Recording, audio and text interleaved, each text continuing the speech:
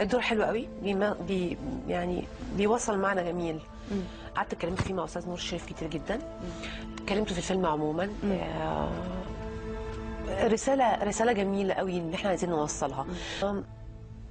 دور انساني قوي، دور برضه بيقول ان في اليهود العرب اللي احنا بنسميهم، او اليهود اللي هم ما لهمش دعوه بالصهيونيه وبالحروب وبالناس اللي بتخش تموت. ناس متعاطفين معانا جدا، وشايفين ان الفلسطينيين ليهم حق يبقى ليهم دوله وليهم كيان. وهو لوحده عن الحكايه دي بكلمني شكرا، يعني فاهمه اللي هو اجابه جات لك من غير ما تسالي السؤال. كان ممكن تكوني بيسا بدل هيفا؟ كان ممكن طبعا. ان هيفا ما عزمتكيش على فرحها عشان خايفه على جوزها منك. لا ما قلتش كده.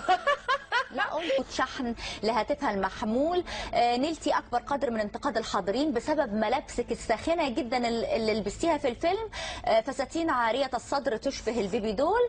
في المقابل حضرتي العرض وانتي لابسه باحتشام شديد فستان اسود طويل الاكمام.